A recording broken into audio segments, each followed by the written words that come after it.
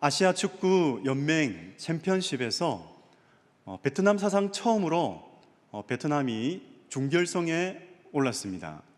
거기에는 결정적인 역할을 했던 감독이 있죠. 박항서 감독입니다. 이 박항서 감독의 인기, 지금 베트남에서는 그 열기가 아주 뜨겁습니다. 아주 국민적 영웅으로 부상을 했지요. 우리 매스컴에서 그것을 보았습니다. 매스컴을 보니까 정말 대통령 수준의 아주 열렬한 환영을 받는 그 모습을 보았습니다. 그가 베트남 축구 감독이 되고 나서 관계자들로부터 들었던 말이 베트남 선수들은 체력이 약하다는 거예요. 어떻게 체력이 약합니까? 그렇게 물었는데, 그러면서 이제 박항서 감독은 그 선수들의 체력을 강화시키기 위해서 먹는 것도 이제 단백질이 풍성한 그런 음식을 또 먹였고, 그리고 아마 또 체력 강화 훈련을 했을 것입니다. 참 체력이 약하다는 것이 그들의 콤플렉스였죠. 하지만 이 박항서 감독은 그들의 체력을 강화시키기 위해서 노력을 했는데, 그 결과 2018년 아시안 게임에서 4강전에 오르는 아주 큰 공헌을 하게 되죠. 그래서 대한민국과 같이 4강전을 치렀는데 아쉽게도 우리 한국이 이겼습니다. 저는 베트남이 좀 이겨줬으면 좋겠다는 그런 마음도 살짝 들었습니다. 네, 살짝 들더라고요. 하나님께서 박항서 감독을 아주 크게 사용하실 것 같다라는 그런 마음 때문에 그런 마음이 들었습니다. 자, 국가대표 기량이 좋은 선수들 중에서 특별히 뽑혀서 선발된 사람들입니다.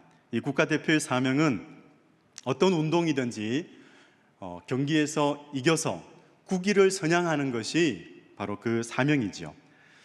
자, 하나님은 우리를 성도로 불러주셨는데 세상에 그 많고 많은 사람들 중에 우리를 특별히 사랑하셔서 특별히 우리를 성도로 불러주셨습니다. 그 성도로 부르신 그 목적이 무엇일까요? 우리 에베소서 2장 10절의 말씀을 함께 읽겠습니다. 시작.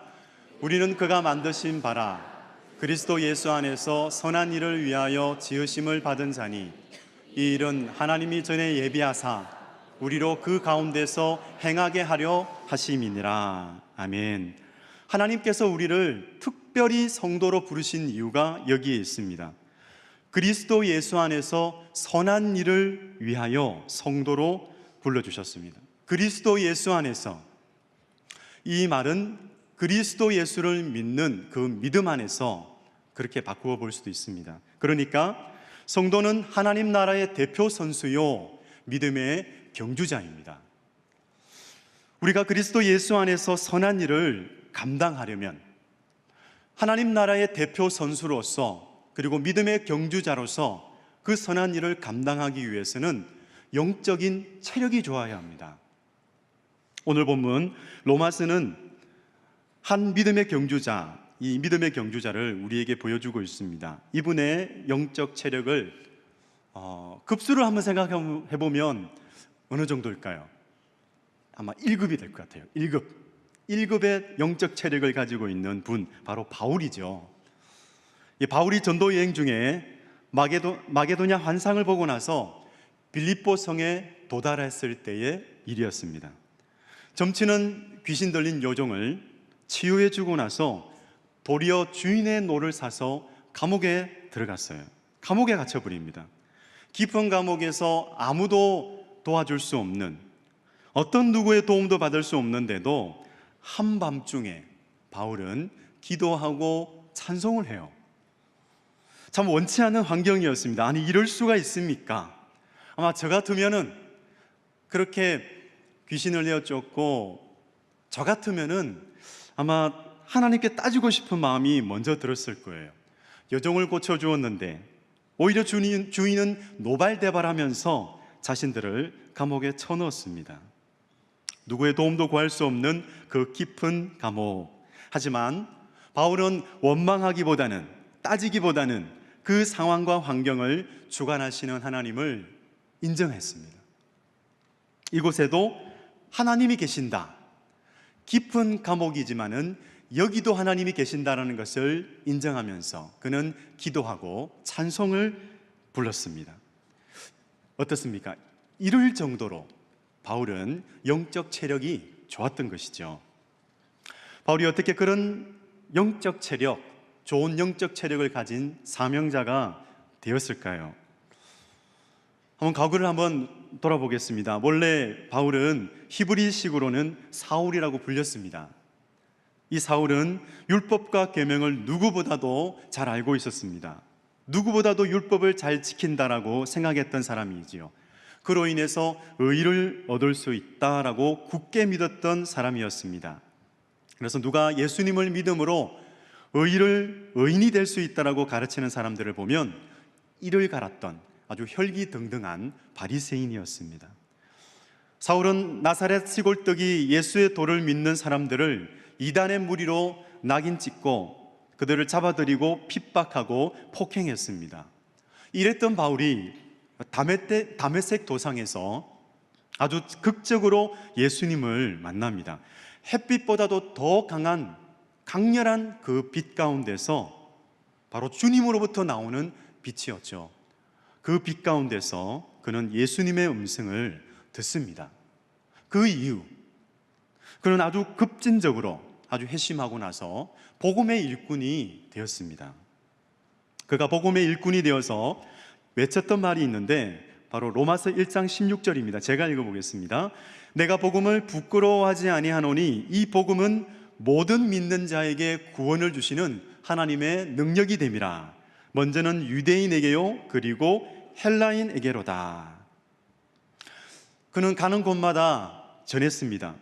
옛날에는 어땠습니까? 옛날에는 그 복음이 바로 이단 예수의 도라고 굳게 믿었던 것입니다. 그런데 이제는 달라졌어요. 이제는 그 복음을 부끄러워하지 않는다라고 말합니다. 왜냐하면 모든 사람들에게, 모든 믿는 자에게 구원을 주시는 하나님의 능력이 되기 때문이다라고 그는 믿었고 또 그렇게 외치고 있었습니다. 또 한 가지, 그가 인생의 말년에 접어들었을 때에도 열정을 다해서 고백했던 말이 있지요. 바로 그 말은 내가 달려갈 길과 주 예수께 받은 사명 곧 하나님의 은혜의 복음을 증언하는 일을 마치려 하면은 나의 생명조차 귀한 것으로 여기지 않노라 라고 말합니다. 우리는 이 두 말씀 속에서 열정이 느껴집니다. 열정이 느껴지지 않습니까? 그의 발걸음은 아름다운 소식을 전하는 발걸음이었습니다. 하계 올림픽이든 아니면 동계 올림픽이든 행사를 시작할 때면 이 성화를 점화합니다. 성화를 점화하는데 이 성화를 손에 든 주자가 횃불을 들고 뛰어가서 다음 주자에게 이제 횃불을 전해줘요. 참 오늘 이 바울은 하나님 나라의 대표 선수가 되어서 바로 이 하늘로부터 받은 이 복음의 횃불, 이 복음의 횃불을 가지고 뛰면서 곳곳마다 이 불을 붙였습니다. 저는 이 바울의 고백을 들으면서 그 바울의 삶의 열정에 저는 도전을 받았습니다. 어떻게 이런 열정을 가지고 살아갈 수 있었을까? 하루하루를 살아가는데 그 힘찬 발걸음이 그에게 있었는데 그 열정이 어디에서부터 온 것일까? 그 희망찬 발걸음이 어디에서부터 생겨나는 것일까? 한번 생각해 보았습니다. 그것은 바로 그에게 영적 체력이 있었기 때문입니다. 우리도 마찬가지죠. 하나님 나라의 대표 선수, 이 하나님 나라의 대표 선수로 살아가기 위해서는 좋은 영적 체력이 있어야 합니다. 그 체력은 사명자로 살아갈 때에 열정으로도 나타나기도 하고 그리고 인내로도 나타나기도 합니다. 우리가 이렇게 계속해서 영적인 체력을 유지할 수 있는 것, 그 비결이 뭘까요? 바로 그 비결은 하나님의 사랑이에요. 하나님의 사랑, 그 사랑이 우리의 이 영적 체력을 좋게 하는 줄로 믿습니다.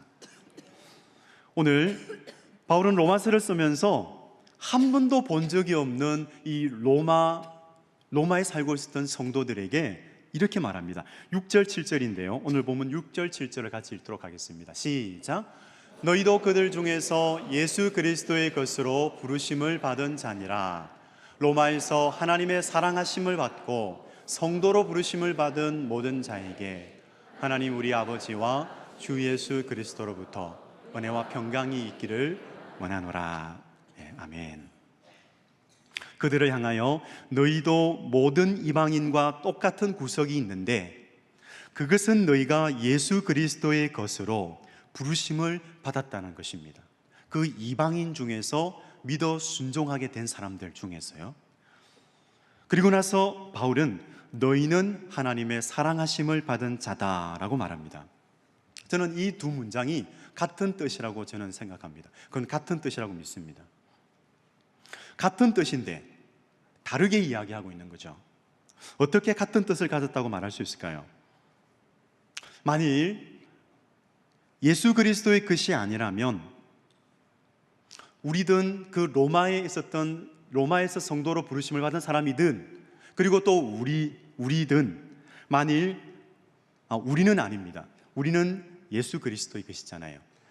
그러니까 만일 그가 예수 그리스도의 것이 아니라면 그는 하나님을 인정하지 않고 하나님을 불신하는 세상에 속한 자입니다. 그래서 세상에 묶여서 상하고 상처 주면서 살아갈 수밖에 없는 존재라는 것입니다. 그래서 싫든지 좋든지 죄의 힘에 이끌리면서 아주 비참하게 살아갈 수밖에 없는 것이죠. 그런데 하나님이 그 죄인을 사랑하셔서 그 증거로 독생자 예수님을 보내주셨습니다. 예수 그리스도께서 십자가에서 죽으시고 부활하심으로 그 강한 죄와 사망의 권세를 이겨버리셨습니다. 그리고 또는 무력화시켜버린 것이죠. 그래서 죄인마다 예수님을 믿음으로 그 죄의 노예들이 이제 모두 구속함을 받고 하나님께 대하여 이제는 사랑의 종이 되었습니다. 우리가 그렇게 예수 그리스도를 통하여 사랑의 종이 된 것을 믿습니다. 자, 그래서 예수 그리스도의 사랑은 어떤 사랑입니까?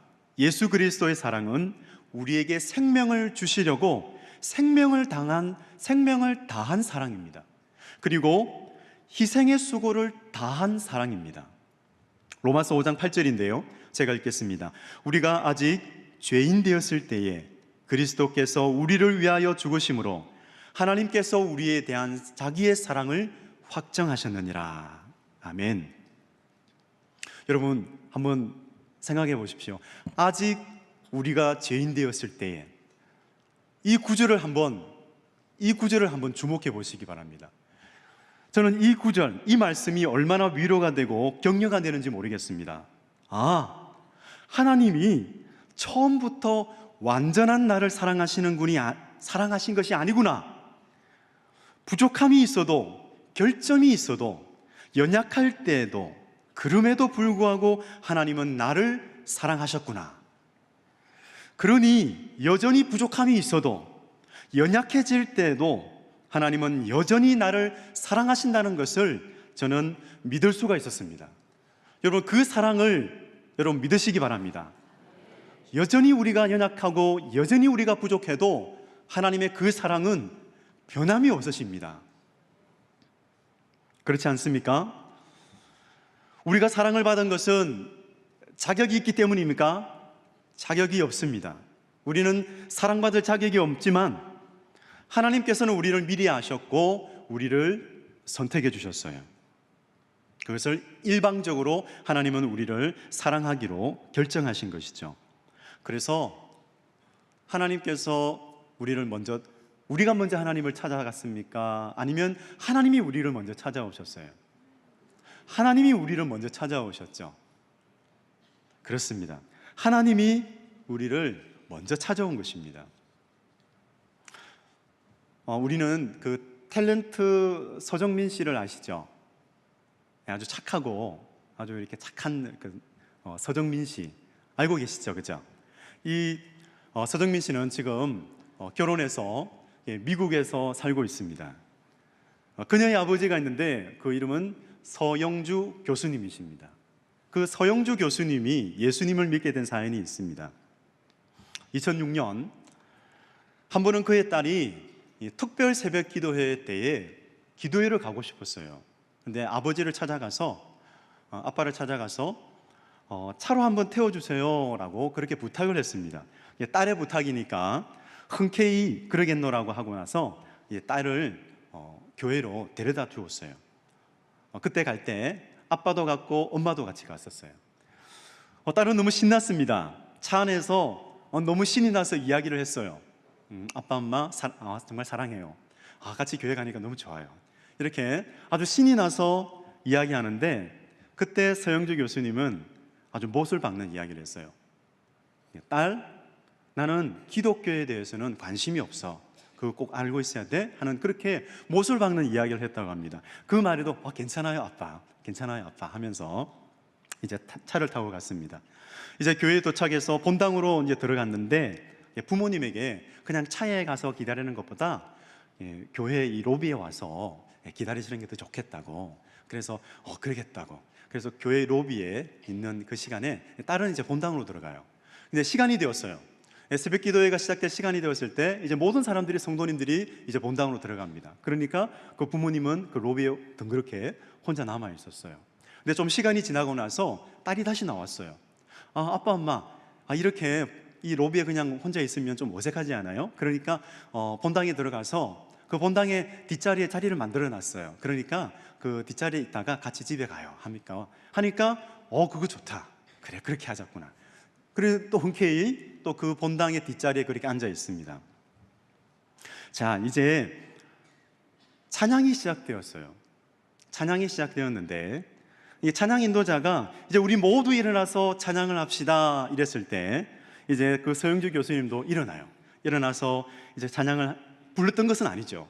근데 그때 불렀던, 모든 성도들이 불렀던 그 찬양곡이 바로 내가 주인 삼은 모든 것 내려놓고 이거였어요. 내가 주인 삼은 모든 것 내려놓고, 이 찬양을 부르는데 그 찬양을 부를 때 서영주 교수님의 눈에서 눈물이 쏟아지기 시작하는 거예요. 알 수 없는 눈물이 쏟아지면서 주체할 수 없는 그 눈물이 쏟아졌다고 합니다. 뭘까요? 한 번도 들어본 적이 없는 찬양. 참 그 찬양곡에 눈물을 그렇게 쏟은 것은 그 교수님이 감성적이어서가 아니었습니다. 그럼 무엇 때문이었을까요? 바로 하나님께서 그 교수님 가운데 찾아오셨기 때문입니다. 하나님께서 찾아오셔서 그 서영주 교수님 가운데 역사하셨기 때문입니다. 바로 찾아오시는 하나님의 사랑 때문이었죠. 이 사랑이 변할 리가 없습니다. 얼마나 강하고 신실한지 우리 주 예수 그리스도 안에 있는 하나님의 사랑에서 끊을 수 없다라고 하셨습니다. 로마서 8장 38절 39절을 제가 읽도록 하겠습니다. 내가 확신하노니 사망이나 생명이나 천사들이나 권세자들이나 현재일이나 장래일이나 능력이나 높음이나 깊음이나 다른 어떤 피조물이라도 우리를 우리 주 그리스도 예수 안에 있는 하나님의 사랑에서 끊을 수 없으리라. 아멘. 자, 그런데 그 하나님의 사랑이 의심이 들 때가 있어요. 다른 사람은 다 사랑하시는데 이상하게 나는 사랑하지 않는 것 같아 라는 마음이 들 때가 있어요.